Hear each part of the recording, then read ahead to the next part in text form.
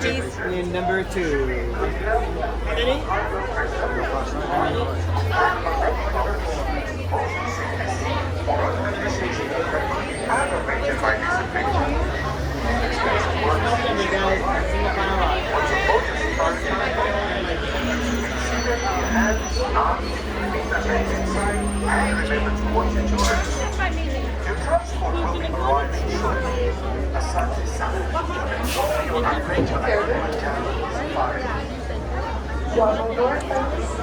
Bienvenidos a Kilimanjaro Safari. Para su seguridad, permanezcan sentados.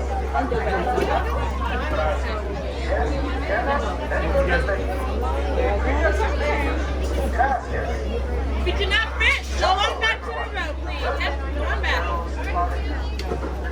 Please watch your hands, arms, feet, and legs as doors are closing on your right. Sante Sana, Warden. Alrighty, folks, as we say here in Harambe, Twin Day, which means let's go. Jumbo, folks. My name is Rhinos. My name is Allie, and I'm going to be your safari.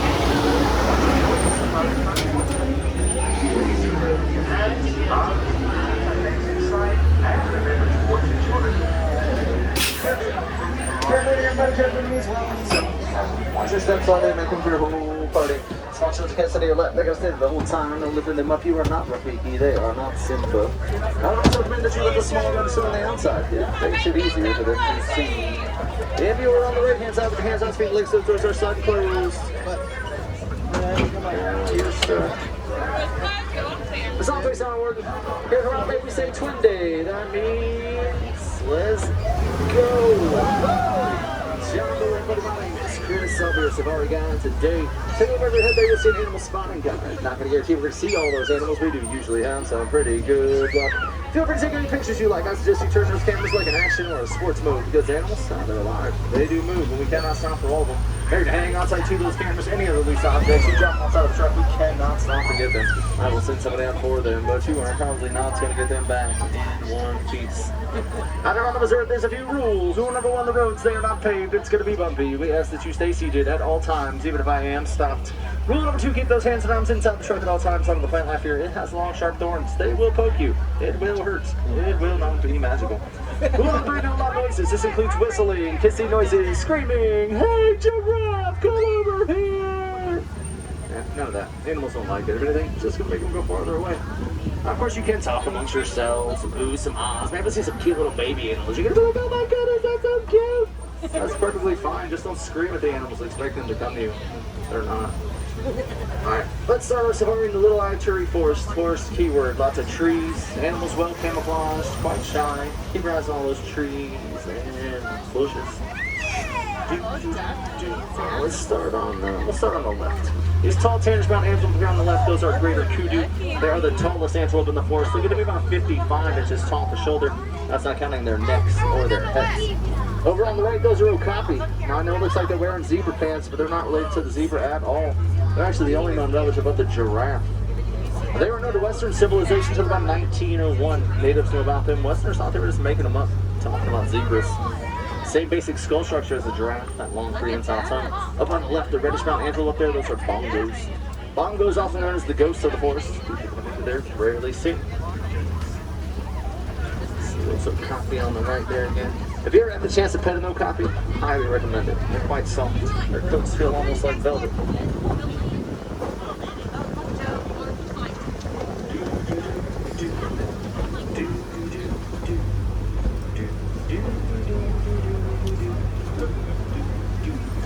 Many of the animals that are here in the forest, they are losing their homes due to mining for a mineral known as coltan. Coltan can be found in many electronic devices. One way you can help the animals out is just make sure whenever you get a new device, just always recycle your old one.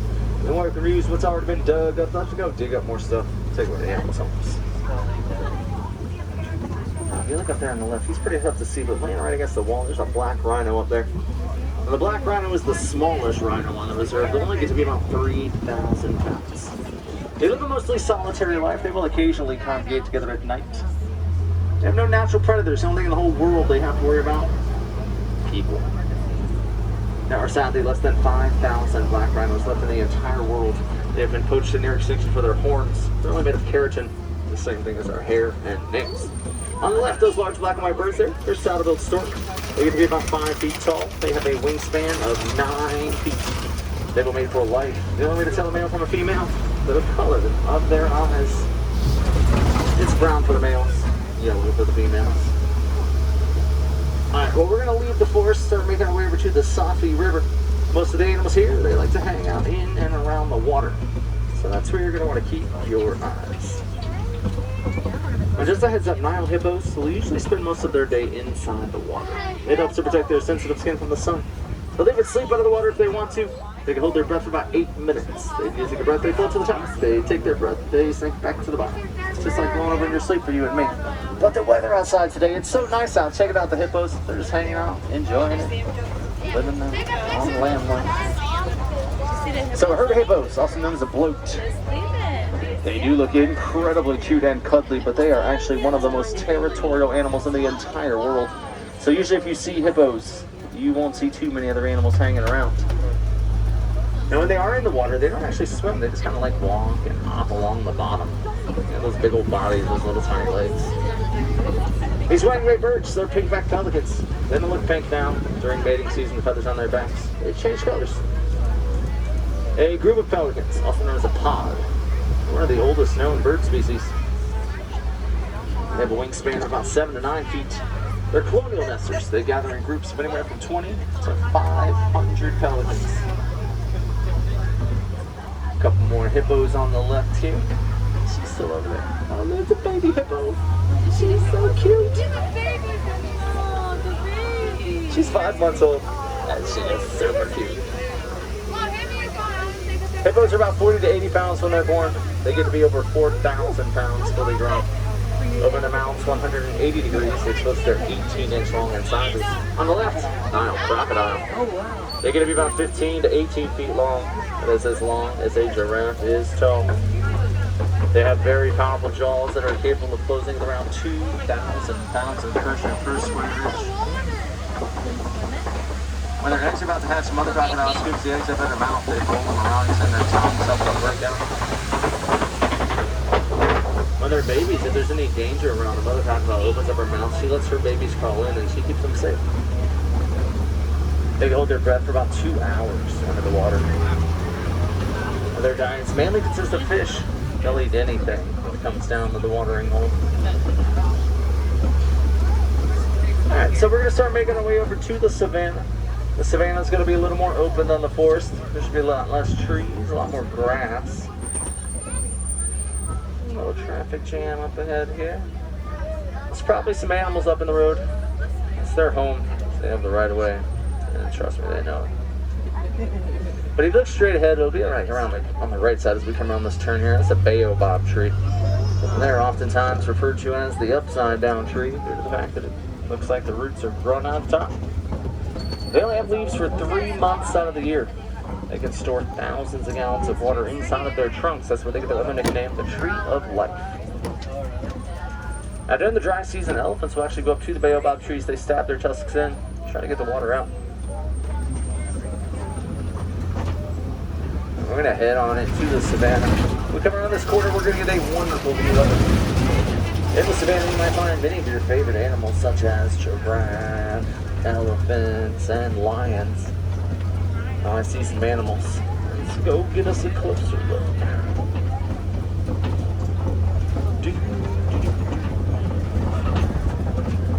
Now if you look over here on the right, they're pretty tricky to see, but there's that little path through the tree there. I just see a few wildebeest laying down there. Let's see if we can find some more around the corner up ahead there.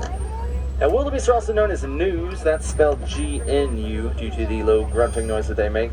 They will travel in some of the world's largest herds with numbers that reach up to 1.5 million. And when they stampede, they blind run, so they'll basically just close their eyes. Go for it.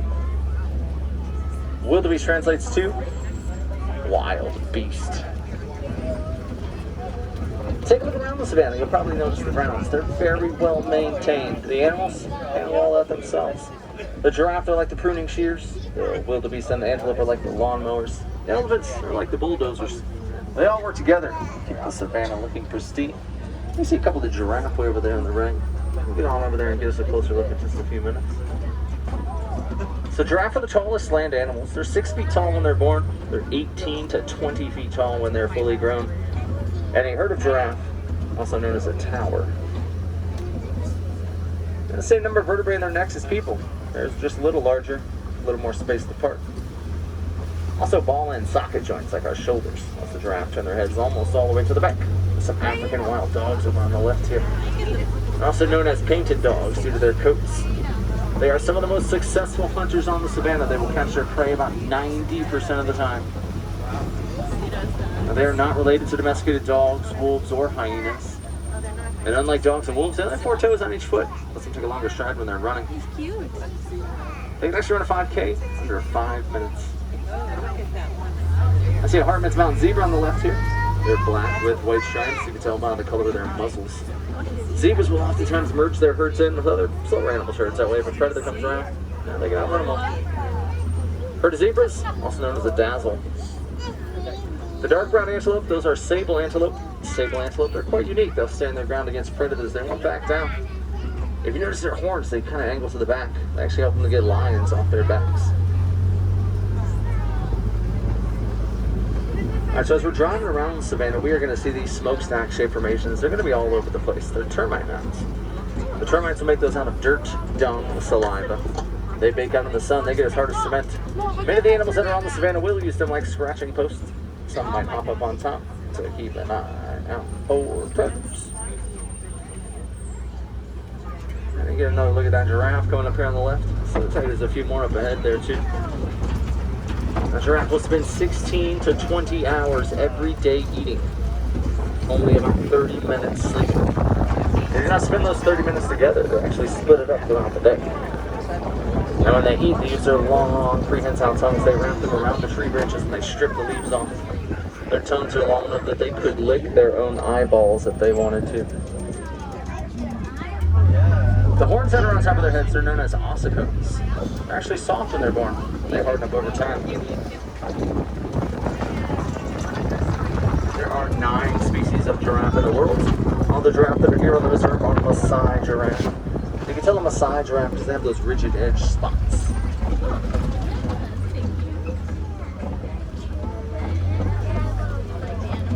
Giraffe have a very interesting start to their life. It begins with a 6-foot drop straight to the ground. They go off in the first 15 minutes of their lives. They can run in the first hour. Actually, the drop when they hit the ground, that's what helps them to start breathing.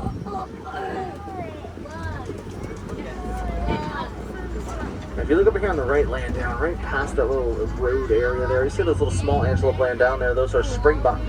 Springbok, they only get to be 3 feet tall, but they can jump 6 feet high, 13 feet in length, and they run at speeds up to 55 miles per hour. That makes them the 3rd fastest land animal. There's a baby giraffe if you look up on top of the hill up there. He's about 5 months old now. He's already over 7 feet tall. And also, if you look way up at the top of the hill up there, you see the animals with the really large horns. Those are Ankoli cattle. Their horns get to be about 6 feet long. They look pretty heavy. They're actually quite light. They're honeycomb shaped on the inside. Lets blood flow through them. Helps keep the animals cool.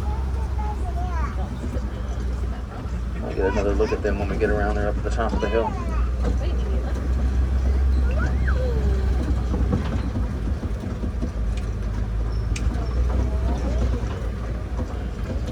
Looks like we're going to be heading on into elephant territory. I can tell it's elephant territory. I see some trees pushed over. The elephants, they can be a little rambunctious when they play. Sometimes they just push trees over for fun. Or if they want to get to the leaves at the top of a tree.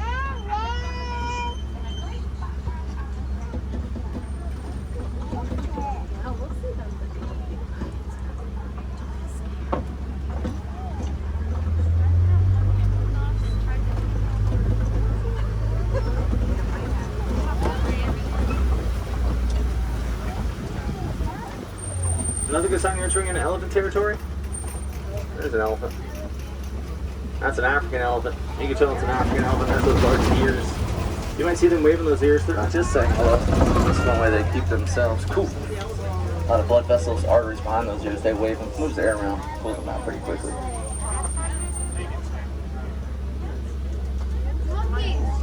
Coming up on the left there's some mandrels. the largest species of monkey in Africa. And there's some little babies running around there too. They're very distinguishable by their red and blue faces. Somebody's about to get in trouble. The male mandrel is going to be about 100 pounds. Female is only about 35 pounds. And Rafiki translates to family. You see that elephant on the right there.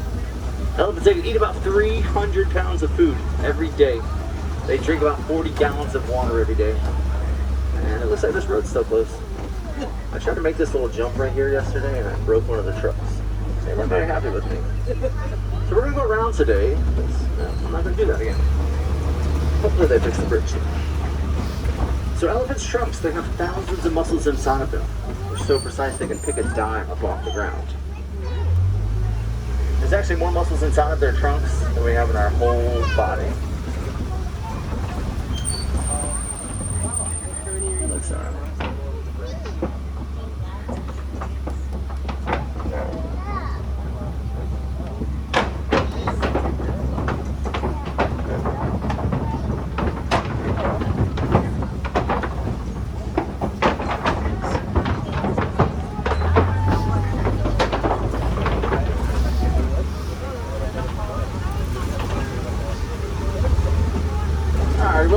Through some red clay pits. You might see some elephant footprints, maybe some tusk marks. The elephants actually go in there and they scrape the clay off the walls and they eat it. It supplements their diets with vitamins and minerals that they need. Elephants, they have been poached to near extinction, both for their ivory tusks as well as human encroachment on their habitats. The elephants, they would trample farmers' crops, cost them months of income. Scientists did some research, found out elephants actually quite scared of bees. So farmers started putting bees nests up on their fence lines. Kept the elephants away. Gave the farmers a second form of income. Sorry, the honeycomb. There's a few more elephants way back there on the left. We'll see if we can get us a closer look here. Elephants can get to be over 13,000 pounds. They are about 300 pounds when they're born. Their mothers are pregnant for 22 months. They live in matriarchal herds. The males get to the age around 13. They'll leave. They'll go out on their own. Oftentimes they will form smaller bachelor herds.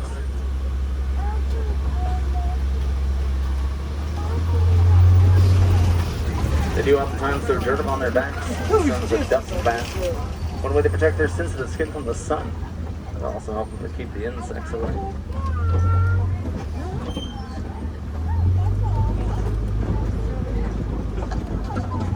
See a few more of those Baobab trees. They grow a citrus-like fruit, many of the locals turn to a drink similar to lemonade. They live to be well over 2,000 years old. See those Ankoli cattle on the right there again too. Those horns, they actually only weigh about 5 pounds each. And both males and females both have them.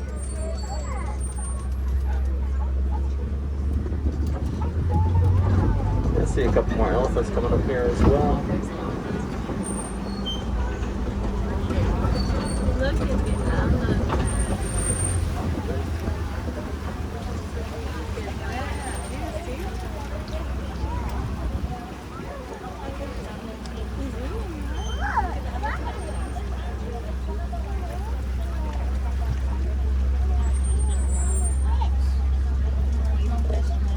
Also going up here on the left, you're going to see some greater flamingo. They're the tallest species of flamingo, the lightest shade of pink. They get their pink coloring from the beta-carotene in the brine shrimp they eat. Take a closer look at that island they're hanging out on. You'll notice there's a hidden Mickey. Flamingos, they do have the time to stand on one leg. Not only is it a great way to take a break, it's also one way to regulate their body temperatures.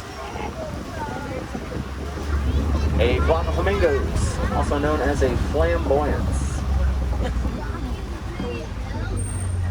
Let's see those elephants back there again too.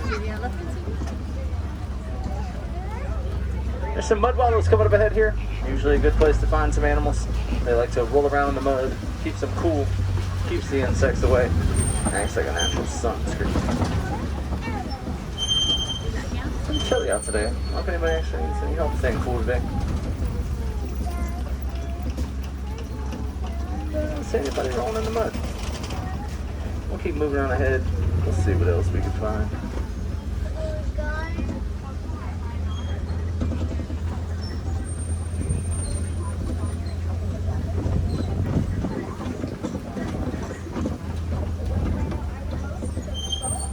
some white rhino in the trees up here. It'll be on the right side as we come around the corner here.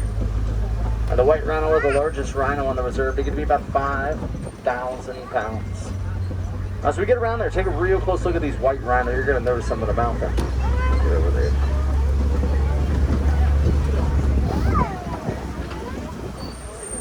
They don't really look white. They get their name from the Afrikaans word white. It means wide, due to their wide mouths. Let's see if we can get a look without the trees in our way around the corner here. Well, they have the wide mouths to graze the grasslands. Black rhinos more of a pointed snout. The prehensile out top lip lets them in the bushes and the thickets where they find their food. Alright, we're gonna look on the left to see if we can find some cheetahs. It looks like there's an ostrich on the road there.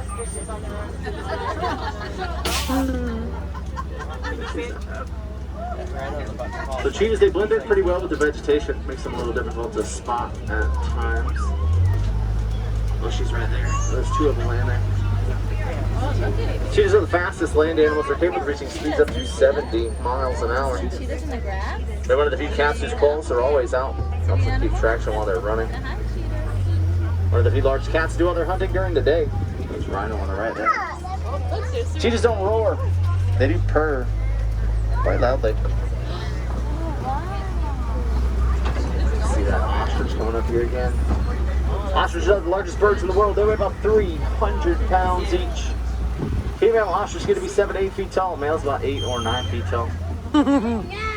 They have the largest eyeballs of any land animal. Their eyeballs larger than their brains. Their brain's only about the size of a walnut.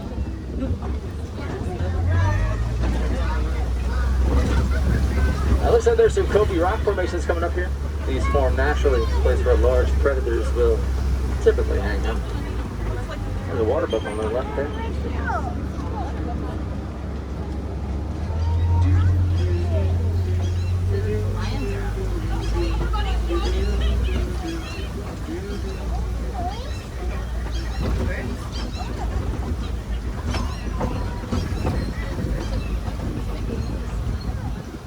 Baobab coming right over there too.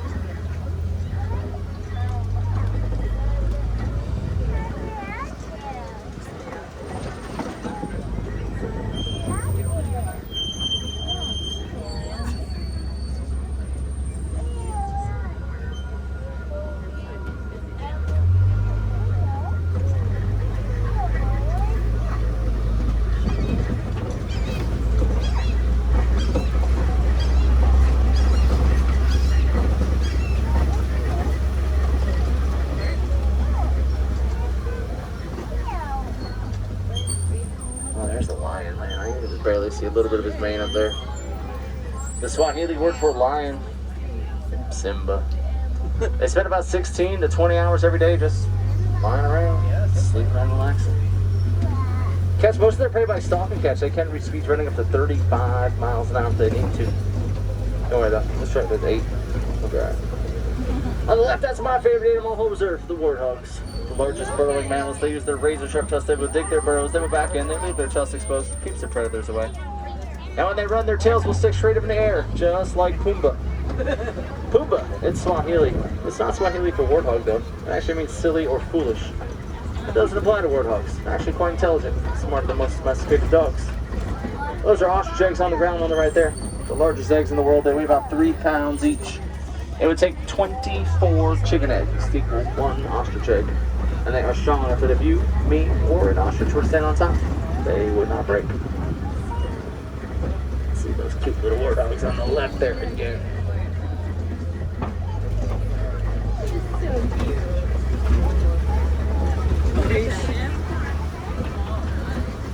I don't know if they like being pet. I think warthogs are very sweet. We just have to appreciate them from afar.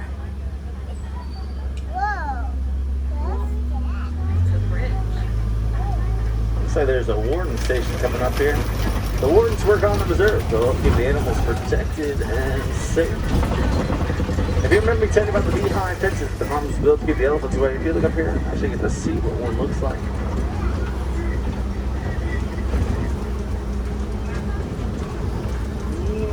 Also see some Nigerian dwarf goats laying down over there. Typically raised for their milk. Prefer to have a large livestock for their small size and farthest land and food to raise.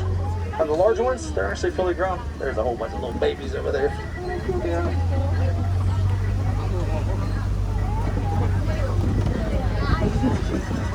Yeah, I agree. Friends, it does look like we're coming to the end of our safari. I'd like to thank all of you for coming. I know we talked about extinction today, and as we all know, extinction is forever. So we ought to do our part to make sure these animals are going to be around for generations to come. There are many ways that we can do this. Some of the simplest, just make sure to recycle all your batteries and old electronics. You can also build bird feeders or bat boxes in your backyard. Donate to a conservation fund. Disney's conservation fund, they'll match dollar for dollar, everything donated. But if you have a conservation fund close to your heart, go ahead and donate to that one. They all help. They all do good. You want to find some more animals? Head over to Gorilla Falls. There you can get another look at the copy. Maybe see some hippos under the water. Awesome animals not on the safari, like gorillas, meerkats, and naked mole rats. Head on over to Asia, check out the Maharaji Jungle Trek. There you'll find animals like tigers, cranes, Komodo dragons, and flying foxes. There's one other walking trip right over the Africa Bridge. It takes you in and around the Tree of Life. There you find animals like porcupines, tortoises, and another sound-built stork. You'll also get a great look at the Tree of Life. There are over 300 animals carved into the tree. If you can think of an animal, there's a good chance it's carved in there somewhere. If there's any wilderness explorers on the truck, you are riding on the Simba 1. You can also hop on the Wildlife Express train. That'll take you over to Rafiki's Planet Watch. There are quite a few things that you can do over there. They have the Conservation Station. That's where you can learn some more about. Yeah, you guessed it, conservation. There's also the affection section. That's where you can buy some domesticated animals like sheep, goats, pigs, chickens. There's also a vet clinic with a real big window you can look in. If they're doing any procedures on the animals, you actually get to look in and watch what they're doing. You don't know what they're going to be doing though. They could be trimming a bird's toenails, they could be cleaning a tiger's teeth, or you may look in there and see absolutely nobody at all. There's also an animation experience. You do some drawing with some animators, learn how to draw some of your favorite Disney characters. It's a 30-minute experience. It's a randomly chosen character. You get to take that drawing home with you, and it's free. You get a free souvenir. That doesn't happen very often.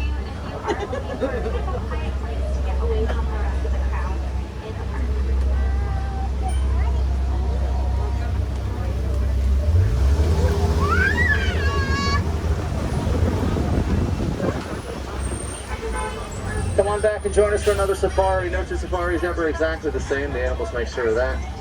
If you come back a little bit later in the day, you might see some spotted hyenas. The lions, they might be up and a little more active. Hippos, they'll start to come out of the water. You might even hear them wheeze honk. I guess most of the hippos are already out of the water today.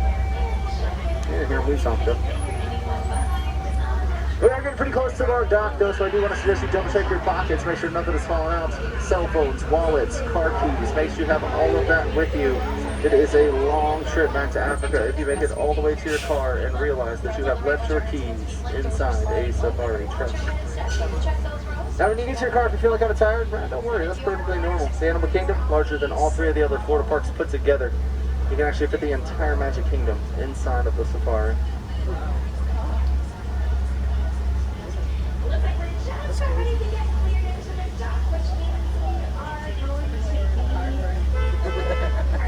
Alright, on the safari today, we're just Nile crocodile.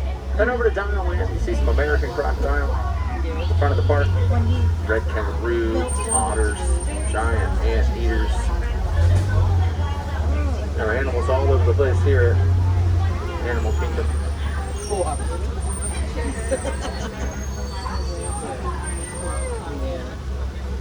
Now you want to sit down, take a little break, check out the celebration of the festival.